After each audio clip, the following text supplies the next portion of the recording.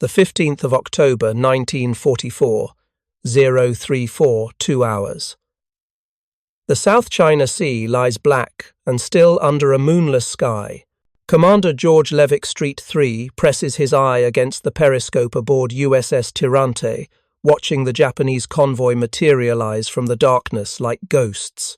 12 merchant vessels, 5 escorts, carrying fuel and ammunition to defend the Philippines from the coming American invasion. Street has been tracking them for 6 hours, maintaining a distance of 8,000 yards, following their zigzag pattern, calculating their base course. His submarine has been at sea for 23 days. The crew is exhausted. The air inside the pressure hull is thick with the smell of diesel oil, unwashed bodies, and the metallic tang of battery acid. But Street isn't thinking about comfort. He's thinking about mathematics. The problem facing American submarine commanders in October 1944 is deceptively simple. Japanese convoys now travel in massive formations, sometimes 20 or 30 ships, protected by escorts equipped with increasingly sophisticated radar and sonar. A single submarine attacking such a formation is like a lone wolf attacking a buffalo herd. You might kill 1, maybe 2 targets before the escorts converge and destroy you. But Street isn't alone tonight. Scattered across 200 square miles of ocean, 11 other American submarines are converging on this same convoy. USS Blackfin, commanded by George Laird, USS Besugo under Thomas Wogan, USS Gabilan with William Parham at the helm, and 9 others, all coordinating their attacks through brief radio transmissions, all closing on the same targets. This is Operation Barney, and it represents something the US submarine force has been perfecting for the past 90 days. Not individual attacks, but coordinated wolfpack tactics that the Germans pioneered in the Atlantic, but the Americans have refined into something far more lethal. What the Japanese don't know, what their naval intelligence hasn't yet comprehended, is that between July and October 1944, these 12 submarines have fundamentally changed the mathematics of naval warfare in the Pacific. The story begins 3 months earlier, in July 1944, at Pearl Harbor.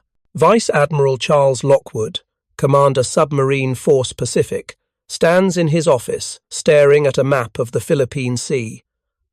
Red pins mark confirmed Japanese ship sinkings. There are dozens of them. Blue pins mark American submarine losses. There are too many of those as well. Lockwood is frustrated. American submarines are sinking Japanese ships at an impressive rate, nearly 1 million tons in the first half of 1944 alone. But they're doing it individually, each submarine operating independently, each captain making his own decisions. The submarines find convoys, attack, and then withdraw. It's effective, but inefficient. The Japanese adapt their convoy routes. They strengthen their escorts. They're learning to counter American tactics. What Lockwood wants is something more devastating, something that will overwhelm Japanese defenses. He wants wolfpacks. The German Navy has been using wolfpack tactics in the Atlantic since 1940. Multiple submarines converge on a single convoy, attacking simultaneously from different angles, creating chaos that overwhelms the escorts. Admiral Karl Dönitz has sunk millions of tons of Allied shipping using this approach. Before we jump back in, tell us where you're tuning in from, and if this story touches you, make sure you're subscribed, because tomorrow I've saved something extra special for you. But American submarines in the Pacific face different challenges. The distances are vast. Radio communication is difficult. The Japanese aren't running predictable convoy routes like the Atlantic shipping lanes. Most critically, American submarine commanders are trained for independence. They're not natural collaborators. Each captain wants his own kills, his own glory. Lockwood needs volunteers for an experiment. 12 submarines, 90 days, complete coordination. He needs captains willing to share credit, willing to follow tactical plans, willing to subordinate individual achievement to group success. On the 3rd of July 1944, Lockwood calls a meeting of his available submarine commanders. 32 captains crowd into the conference room at Subpac headquarters. Lockwood doesn't waste time with pleasantries. "Gentlemen," he says, "the Japanese are getting smarter. Their convoy escorts are better equipped. Their tactics are improving. If we continue operating individually, our effectiveness will decline. I'm proposing something different. Coordinated attack groups, multiple submarines attacking single convoys simultaneously." The room erupts. Commander Dudley Morton, one of the submarine force's top aces, stands up. "Admiral, with respect, submarine warfare is about stealth, about individual commanders making split-second decisions. You can't coordinate that across multiple boats." "The Germans are doing it," Lockwood counters. "The Germans are losing," Morton shoots back. "Their U-boats are being destroyed at catastrophic rates. British escorts have figured out how to counter wolf packs. Why would we adopt tactics that are failing in the Atlantic?" It's a fair question. By July 1944, German U-boat losses are staggering. In May alone, Dönitz lost 41 submarines. The Allies have cracked German naval codes, developed advanced radar and sonar, and deployed escort carriers that provide air cover for convoys. German wolf packs, which once terrorized the Atlantic, are now being systematically destroyed. But Lockwood has been studying the German failures carefully. He understands why their wolf packs are dying. "The Germans failed for 3 reasons, Lockwood explains. First, the British can read their Enigma codes. Every Wolfpack deployment is compromised before it begins. Second, German submarines must surface to recharge batteries, making them vulnerable to air attack. Third, German tactics are predictable. They mass submarines at choke points where Allied escorts concentrate defences." He points to the map of the Pacific. "We have advantages the Germans don't. First, Japanese code breaking isn't as advanced as British capabilities. Second, our fleet submarines have longer range and endurance. We can operate without surfacing for extended periods. Third, the Pacific is vast. We can choose where to concentrate our forces. We can create temporary, overwhelming superiority, strike, and disperse before Japanese forces can respond." Commander George Street, one of the youngest submarine captains in the fleet, asks the critical question: "How do we coordinate without compromising operational security?" Radio transmissions give away our positions. "Brief, encrypted bursts," Lockwood says, "ultra-short transmissions that Japanese direction finders can't pinpoint. Each submarine maintains radio silence except for critical position reports. One boat acts as coordinator, but all captains retain tactical autonomy. If communication fails, each submarine proceeds independently. The plan is elegant in its simplicity. 12 submarines will deploy to the South China Sea, the critical shipping route between Japan and its conquered territories. They'll patrol assigned sectors, maintaining loose coordination. When any submarine detects a high-value convoy, it will transmit coordinates. The other submarines will converge. They'll attack simultaneously from multiple directions, creating a targeting problem the escorts can't solve. 12 captains volunteer: Street, Laird, Wogan, Parham, and 8 others. They're not the submarine force's top aces. Most are relatively junior commanders, but they understand something the veterans don't. The war is changing. Individual heroics matter less than systematic destruction of Japanese logistics. They spend 3 weeks training. Not submarine tactics, they already know those, but coordination. They practice surfacing simultaneously different positions around a simulated convoy. They drill radio communication protocols until they can transmit a position report in under 5 seconds. They study Japanese escort tactics, learning how convoy screen ships respond to submarine contacts. The training reveals immediate problems. American submarine commanders are terrible at cooperation. They argue about who should take point positions. They second-guess each other's tactical decisions. In one practice exercise, 3 submarines nearly collide because captains made independent maneuvering decisions without coordinating.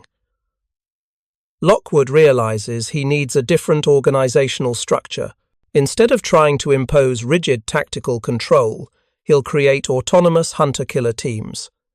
Each team of 3 to 4 submarines will operate together, developing their own tactical rhythms. The teams will coordinate with each other only at strategic level where to deploy, which convoys to target, but tactical execution remains flexible. He divides the 12 submarines into 3 groups: Alpha Group, Tirante, Blackfin, Besugo, Gabilan; Beta Group, Hammerhead, Pipefish, Tunny, Sterlet; Gamma Group, Seahorse, Creval, Angler, Bashaw. Each group deploys to different sectors of the South China Sea, but all maintain the ability to converge if a high-value target appears. On the 1st of August 1944, the 12 submarines depart Pearl Harbor. Their orders are unusual for American submarines. Maximum priority: destruction of Japanese logistics. Coordinate attacks where possible. Individual achievements subordinate to group effectiveness. Duration: 90 days. Target: sink everything that moves. What the Japanese don't know is that these 12 submarines represent a fundamental shift in American submarine doctrine. They're not hunters anymore. They're exterminators. And they're about to demonstrate what happens when American technological advantages, better torpedoes, better radar, better submarines combine with tactical innovation. The first test comes on the 8th of August 1944. USS Hammerhead, patrolling east of Luzon, detects a large convoy. Commander John Martin counts 16 merchant vessels and 7 escorts. This is exactly the kind of target that would typically overwhelm a single submarine. The escorts are too numerous, too alert.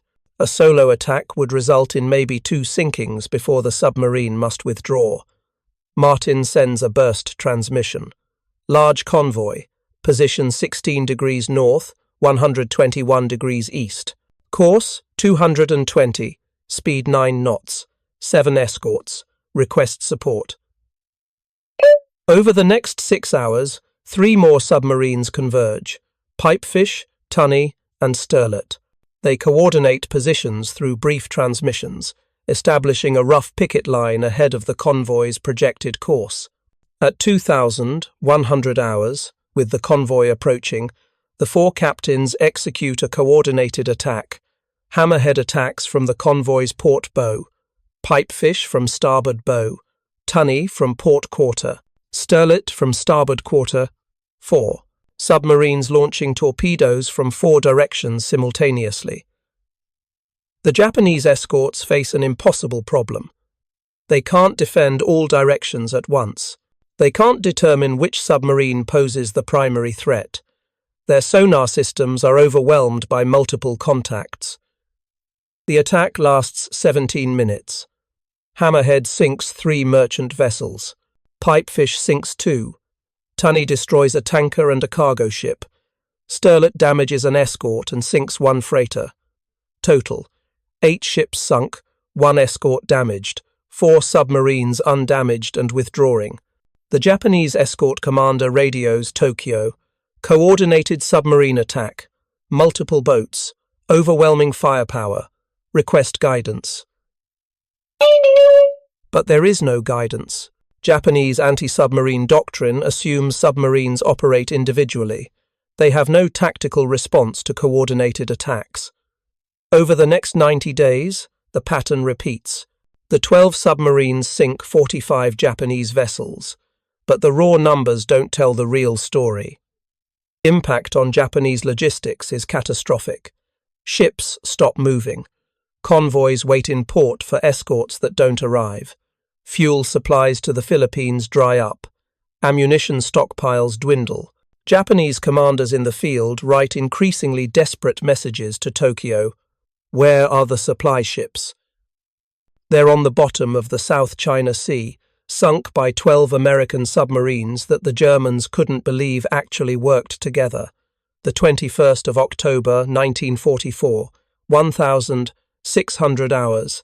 Commander George Street stands in Tirante's cramped wardroom, studying a detailed chart of convoy HI-88. Intelligence reports indicate this is one of the most heavily defended convoys of the war. 23 merchant vessels carrying aviation fuel, bombs, and spare aircraft parts to support Japanese air operations in the Philippines. Protected by 11 escorts, including 2 destroyers with the latest radar systems. A month ago, Street would have observed this convoy, reported its position, and let it pass. The defensive screen is too strong. The convoy's zigzag pattern is too unpredictable. The risk-to-reward ratio is unacceptable. But tonight, Street isn't calculating the odds for Tirante alone. He's calculating for 4 submarines: Tirante, Blackfin, Besugo, and Gabilan. And the mathematics are completely different. The fundamental problem in anti-submarine warfare is geometry. An escort protecting a convoy must defend a sphere of ocean around each merchant vessel. If the convoy travels at 9 knots, and submarines can make 8 knots submerged, the escort must create a defensive perimeter at least 4,000 yards radius around the convoy. That's 50 square miles of ocean to defend with, in this case, 11 escort vessels. Each escort can effectively monitor about 4 to 5 square miles using active sonar. With 11 escorts, the Japanese can maintain reasonable coverage of the defensive perimeter. But reasonable coverage means they can detect and engage 1, maybe 2 submarines before others penetrate the screen. Against 4 submarines attacking from different vectors, the mathematics break down completely. Street has been working on these calculations for weeks. He's filled notebooks with diagrams, equations, and tactical scenarios. His executive officer, Lieutenant Commander Edward Beach, who will later become a famous submarine warfare historian, thinks Street is obsessive. "Captain, you're treating this like a physics problem." "It is a physics problem," Street replies. "Speed, distance, angles, probability distributions. Everything in submarine warfare reduces to mathematics. The question isn't whether we can sink ships. The question is how to maximize destruction while minimizing our exposure to counterattack." Street's insight is that coordinated attacks create what he calls targeting paralysis. When escorts detect 4 submarines simultaneously, they must make immediate decisions. Which submarine is the primary threat? Which direction should the convoy turn? How should defensive assets be allocated? In the 30 to 60 seconds required to make these decisions, submarines are launching torpedoes. By the time escorts respond, it's too late. The mathematics of reaction time favor the attackers. Street has calculated that 4 submarines attacking from optimal positions can launch 24 torpedoes, 6 per submarine before any escort can reach firing position for depth charges. Even with Japanese torpedo countermeasures improving, a 50% hit rate means 12 ships damaged or sunk before the escorts can respond. In convoy warfare, that level of damage causes catastrophic disruption. Damaged ships slow the convoy. Rescue operations distract escorts. Burning vessels create smoke that obscures radar. The convoy formation collapses. But Street's real innovation isn't just about simultaneous attacks. It's about sequencing. He's developed what he calls layered assault tactics. Instead of all 4 submarines attacking simultaneously and then withdrawing, they attack in waves. 2 submarines strike first, drawing escorts toward their position. 30 minutes later, while escorts are engaged with the first threat, the other 2 submarines attack from opposite directions. This approach exploits a fundamental limitation of Japanese anti-submarine warfare. Their doctrine assumes submarine attacks are singular events: detect submarine, counterattack, resume convoy formation. They have no tactical framework for sustained evolving threats. Streets' layered tactics keep convoys under attack for hours, preventing them from regaining defensive stability. The proof comes on the night of the 23rd of August 1944. Convoy Mi-27, 15 merchant vessels, 6 escorts, travelling at 10 knots through the Luzon Strait. Tirante detects them at 1,900 hours. Street sends coordinates to Blackfin, Besugo, and Gabilan. By 2200 hours, all 4 submarines are positioned. Phase 1, 2,245 hours. Tirante and Blackfin attack from the convoy's starboard side. They fire 12 torpedoes total. 7 hit, 3 cargo ships and 2 tankers explode. The convoy turns hard to port, away from the attack. Japanese escorts race toward the last known positions of Tirante and Blackfin, dropping depth charges blindly. Phase 2, 2,315 hours. While escorts are focused starboard, Besugo and Gabilan attack from port. They're unopposed for the first 3 minutes. 8 torpedoes, 6 hits. 2 more tankers and a troop transport sink. The convoy is now in chaos. Ships are maneuvering independently. The escort screen has collapsed. Burning vessels illuminate the night. Phase 3, 2,345 hours. Tirante and Blackfin have reloaded. They attack again, this time from ahead of the convoy. 5 more torpedoes, 3 hits. By midnight, 13 of 15 merchant vessels are sinking or severely damaged. The 2 survivors are fleeing at maximum speed, escorts desperately trying to protect them. Total attack duration, 75 minutes. Total Japanese losses, 13. Ships, approximately 140, 000 tons. American losses. 0 submarines damaged. The Japanese naval base at Manila receives the escort commander's radio message at 0100 hours. Convoy Mi-27 destroyed. Multiple submarine Wolfpack, unable to counter. Request immediate tactical guidance. Preparing and narrating this story took us a lot of time, so if you are enjoying it, like this video, it means a lot to us. Now, back to the story. There is no guidance to give. The Japanese Navy has no tactical doctrine for countering coordinated submarine attacks. Their anti-submarine warfare training assumes single threats. Their escort formations are designed to defend against individual boats. Their depth charge patterns are optimized for solo submarine attacks.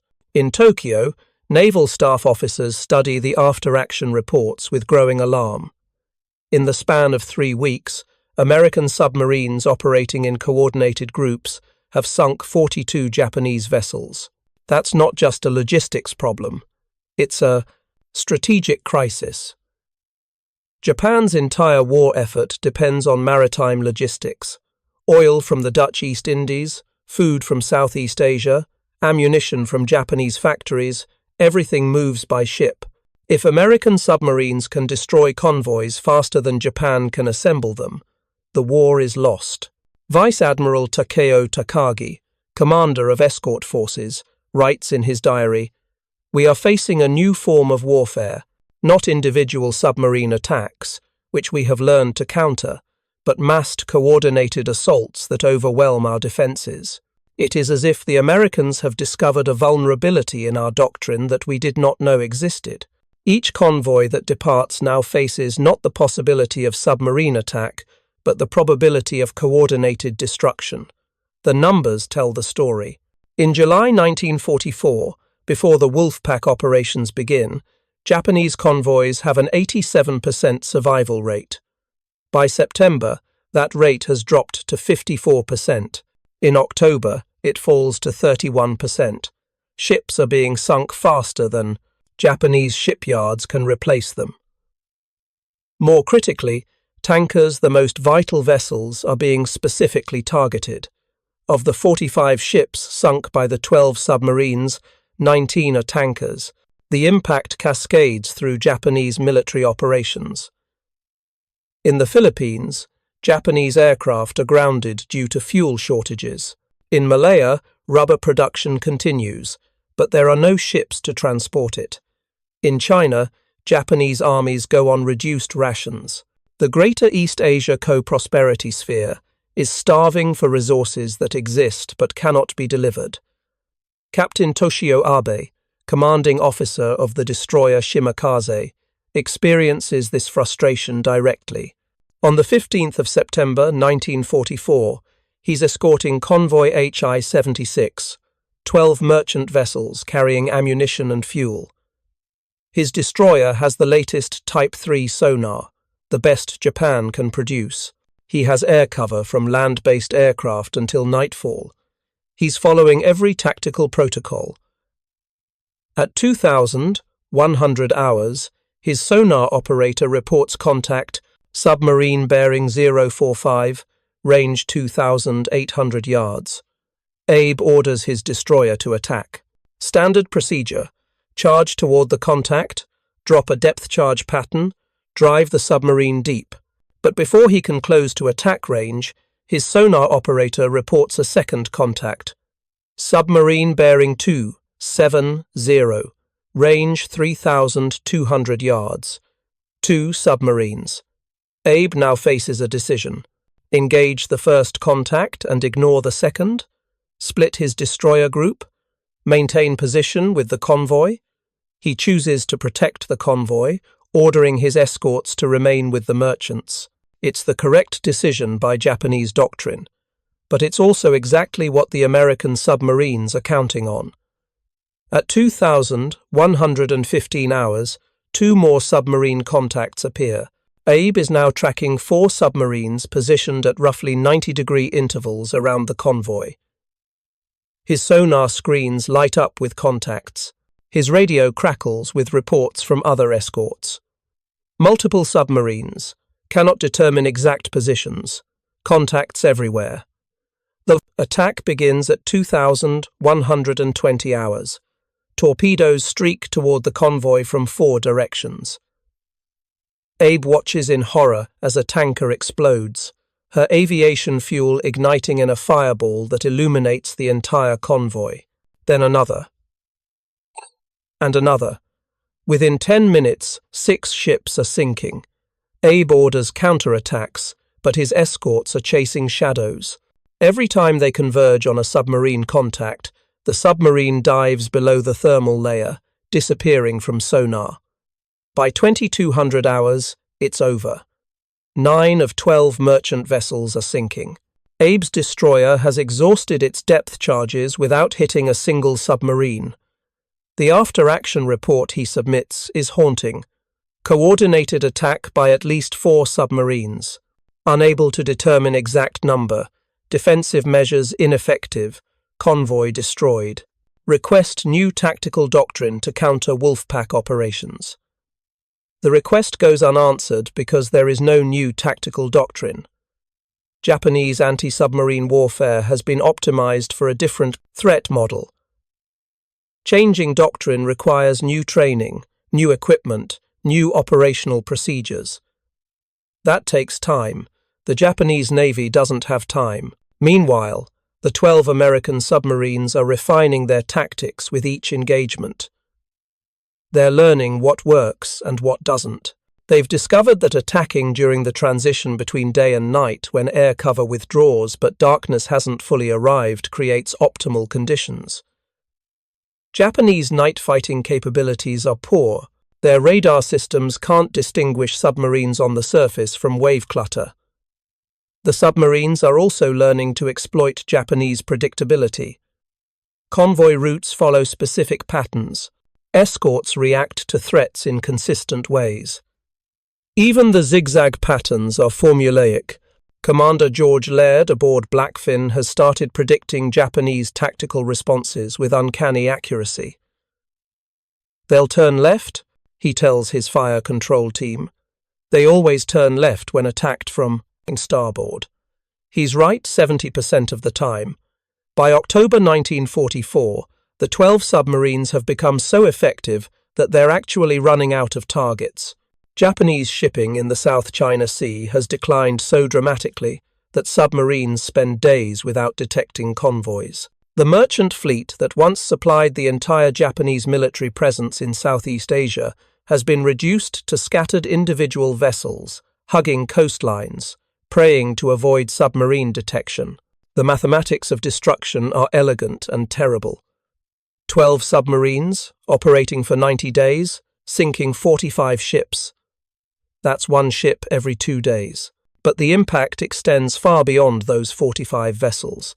Hundreds of other ships remain in port, deemed too valuable to risk. Thousands of tons of supplies sit on docks, waiting for convoys that never assemble. The fear of American wolf packs has created a de facto blockade more effective than any physical barrier. In Washington, Admiral Ernest King, Chief of Naval Operations, reviews the Wolfpack results with satisfaction. Lockwood has demonstrated what we always suspected, he tells his staff.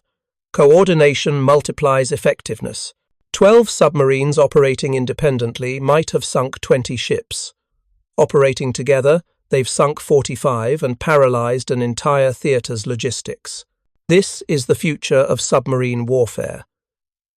What King doesn't mention is that the US Navy is already planning to expand the Wolfpack concept. Instead of 12 submarines, they're organizing groups of 30. Instead of the South China Sea, they're targeting the waters around Japan itself. The Germans couldn't believe 12 submarines could work together this effectively. They're about to discover that America is just getting started. The 1st of November 1944. Commander George Street surfaces USS Tirante 50 miles east of Manila Bay. The war patrol is over. 93 days at sea. 45 confirmed ship sinkings. 0 submarines lost. The crew is exhausted, but they're also triumphant. They've just participated in the most successful coordinated submarine operation in naval history. As Tirante heads back to Pearl Harbor, Street doesn't yet understand the full significance of what they've accomplished. He knows they sank a lot of ships. He knows the coordinated tactics worked, but he can't know that Operation Barney has fundamentally altered the strategic balance of the Pacific War. The effects are only beginning to cascade through Japanese military planning. At the 20th of October 1944, while Street's Wolfpack is still hunting in the South China Sea, General Douglas MacArthur wades ashore at Leyte in the Philippines. His return, famously photographed and broadcast worldwide, is only possible because Japanese air power in the Philippines has collapsed. The collapse isn't due to American air superiority, though that plays a role. It's due to fuel shortages. Japanese aircraft sit grounded on runways, useless without aviation fuel. That fuel sits in refineries in the Dutch East Indies, unable to reach the Philippines because American submarines have made the sea routes impassable. The Battle of Leyte Gulf, October 23–26, 1944, is the largest naval battle in history. What most histories don't emphasize is that Japanese naval forces enter the battle with partially filled fuel tanks. Vice Admiral Takeo Kurita's powerful center force, including the massive battleship Yamato, operates under strict fuel conservation orders. The ships can't maneuver at maximum speed.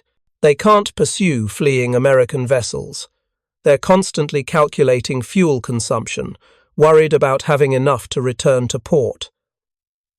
This fuel anxiety directly influences tactical decisions.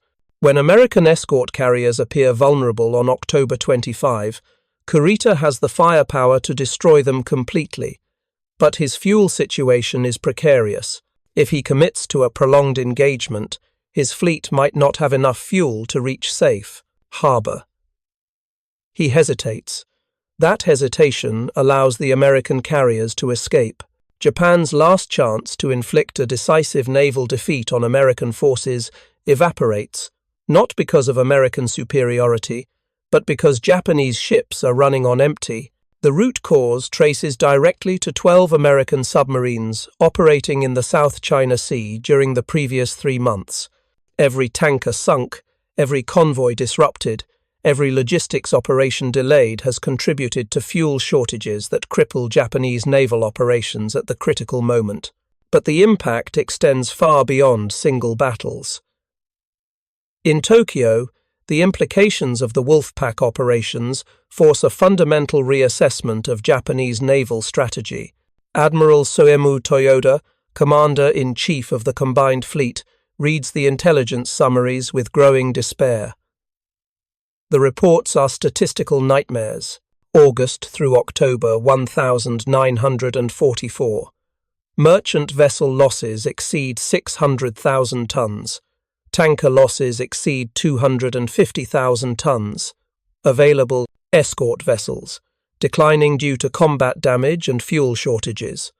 Convoy success rate, 31% and falling. Time to rebuild merchant fleet at current production rates, 8 to 10 years. Time until Japan's oil reserves are depleted, 4 to 6 months. Toyoda writes in his diary, "We are being strangled, not by American carriers, not by American aircraft, but by their submarines. They have learned to hunt in packs like wolves, overwhelming our defenses. We cannot protect our convoys. We cannot move supplies. We cannot fuel our ships. The mathematics are inescapable. If this continues, we will lose the war not through battlefield defeat, but through logistical starvation." The Japanese Navy attempts to adapt. In November 1944, they implement new convoy procedures, larger escort groups, more unpredictable routes, night-only travel. But these adaptations create new problems. Larger escort groups mean fewer convoys can be protected. Unpredictable routes increase travel time and fuel consumption. Night-only travel reduces daily mileage, making logistics even slower. Most critically, the Japanese simply don't have enough escorts. To properly defend a convoy against Wolfpack attacks, they need at least 15 escort vessels per convoy, more escorts than merchant ships. The mathematics don't work. Japan's entire escort fleet numbers fewer than 200 vessels. They're trying to protect thousands of miles of sea lanes with insufficient resources. Meanwhile, the 12 submarines that pioneered Wolfpack tactics in the South China Sea are sharing their lessons with the entire Pacific submarine force. Commander George Street writes a detailed tactical manual, Coordinated Submarine Operations, Lessons from Alpha Group. The manual becomes required reading at submarine school. Its core principles are elegant. Principle 1. Concentration of force. Multiple submarines attacking simultaneously create targeting problems that overwhelm defensive systems. Even inferior individual capabilities become devastating when properly coordinated. Principle 2. Layered assault. Sequential attacks prevent defensive recovery. First wave creates chaos. Second wave exploits disruption. Third wave finishes damaged survivors. Principle 3. Tactical flexibility. Rigid planning fails. Submarines must adapt to evolving situations. Coordination doesn't mean loss of individual initiative, it means synchronized individual initiatives. Principle 4. Communication discipline. Brief, encrypted, irregular transmissions prevent direction finding. Submarines must coordinate without revealing positions. Principle 5. Shared success. Individual glory is subordinate to group effectiveness. 12 submarines sinking 45 ships matters more than one submarine sinking 10. Admiral Lockwood recognizes that Street has documented something revolutionary. "This isn't just tactics," Lockwood tells his staff. "This is a new operational paradigm. We've proven that coordination multiplies effectiveness, exponentially, not linearly." 12 submarines didn't achieve 12x individual effectiveness. They achieved something closer to 30x. The numbers support Lockwood's assessment. Analysis of submarine operations from January-July 1944 shows that individual submarines averaged 2.3 ships sunk per patrol. The Wolfpack submarines averaged 3.75 ships sunk per patrol, a 63% increase. But that understates the true impact. The Wolfpacks sank high-value targets: tankers, ammunition ships, troop transports. They disrupted convoy operations so severely that many ships never left port. The second-order effects exceeded the first-order damage. By December 1944, Admiral Lockwood is organizing larger Wolfpack operations. Operation Iceberg will deploy 30 submarines to the waters around Okinawa. Operation Barricade will position 40 submarines between Japan and the Asian mainland. The goal isn't just sinking ships anymore. The goal is creating an impenetrable submarine blockade that cuts Japan off from all outside resources. The Japanese are aware of what's coming. Intelligence reports indicate American submarine deployments are increasing dramatically, but awareness doesn't equal capability to respond. Japan's anti-submarine warfare resources are stretched beyond breaking point. In December 1944, the Japanese Navy admits in internal documents that they've lost effective control of sea lanes south of the home islands. The human cost of this logistical collapse is staggering. Japanese soldiers in the Philippines, in Burma, in China receive reduced rations. Ammunition supplies dwindle, medical supplies run out, reinforcements stop arriving. By January 1945, Japanese forces throughout Southeast Asia are effectively cut off, surviving on whatever local resources they can commandeer. In the Philippines, Japanese troops resort to desperate measures. They're eating leaves, tree bark, anything to survive. Not because American ground forces have defeated them, but because American submarines have cut their supply lines. Disease spreads unchecked. Morale collapses.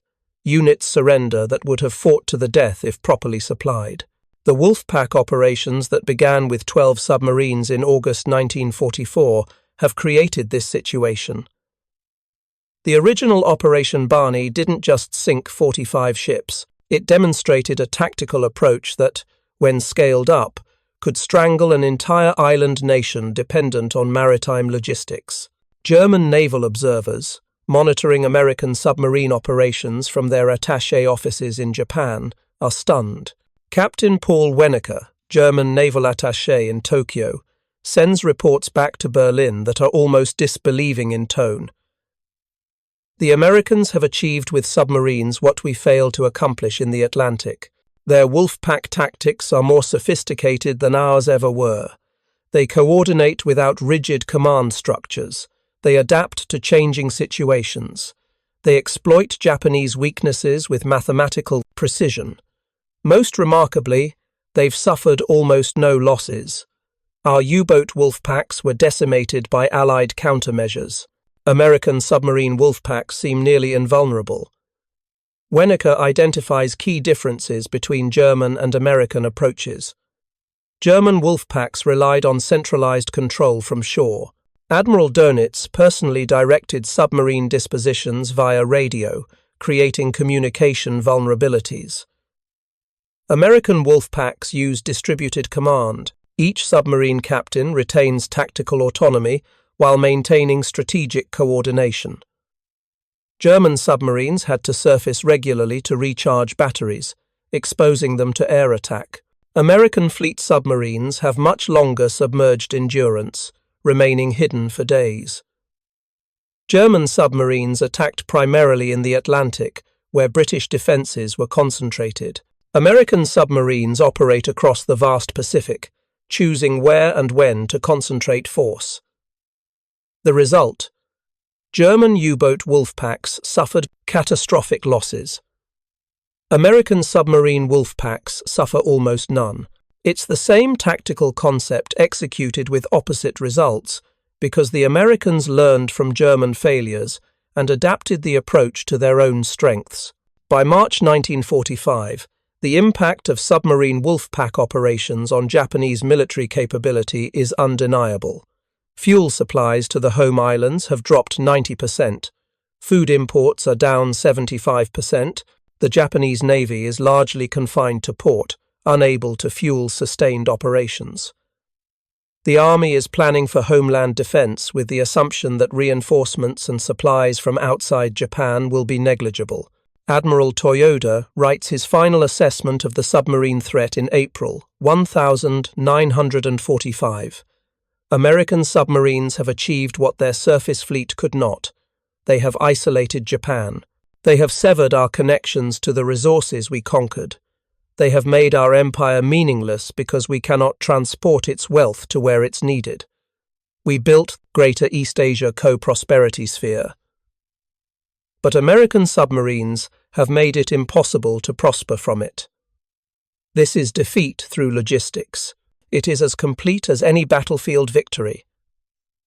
The 12 submarines that began Operation Barney in August 1944 returned to Pearl Harbor in November as heroes. They've proven that coordinated submarine warfare, properly executed, can achieve strategic effects far beyond individual boat capabilities. Admiral Nimitz personally decorates several of the commanders. Admiral King sends a message from Washington.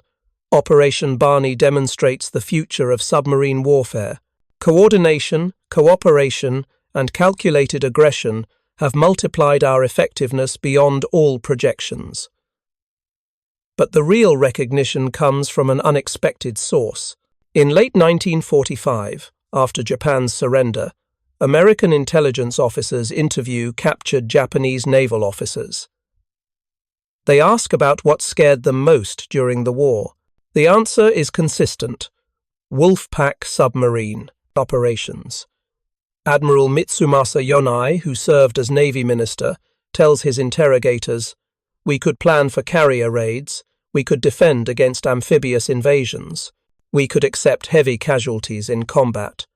What we couldn't counter was your coordinated submarine operations. You learned to hunt us the way we hunted merchant convoys. You turned our own sea lanes into death traps. The efficiency was terrifying. 12 submarines shouldn't have been able to accomplish what they did, but they did, and it changed everything." Commander George Street receives the Medal of Honor for actions during a later patrol. But he always considered Operation Barney his most significant achievement. In his post-war memoir, he writes, "We didn't win the war with 12 submarines and 90 days of operations. But we demonstrated that coordination transforms submarine warfare from harassment into strategic weapon. The 45 ships we sank mattered less than the tactical doctrine we validated. Every submarine wolfpack that operated after us used principles we established. That's the real victory. The Germans couldn't believe it because they had tried and failed. They had pioneered wolfpack tactics, achieved initial successes, and then watched their submarine force destroyed by Allied countermeasures. When they learned that Americans were attempting coordinated submarine operations, German naval observers predicted failure. But the Americans succeeded where the Germans failed because they understood one crucial truth: tactics must match capabilities and circumstances. German U-boats were short-range vessels operating in defended waters against an enemy who could read their codes. American fleet submarines were long-range vessels operating in open ocean against an enemy with inferior anti-submarine capabilities.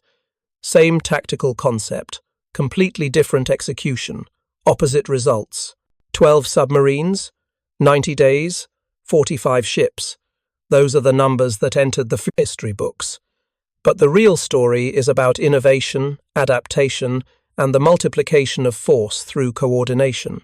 It's about proving that submarines operating together could achieve what submarines operating alone could not. The Germans tried it first and lost. The Americans tried it second and won.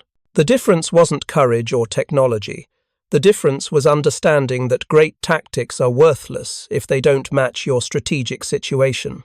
The 12 submarines of Operation Barney understood this perfectly. They rewrote submarine warfare doctrine not by inventing something new, but by adapting something old to circumstances where it could actually work. That's why the Germans couldn't believe it. They had seen the future and watched it fail. The Americans showed them the future done right. Up next, you've got two more standout stories right on your screen. If this one hit the mark, you won't want to pass these up. Just click and check them out. And don't forget to subscribe and turn on the notification bell so you don't miss any upload from us.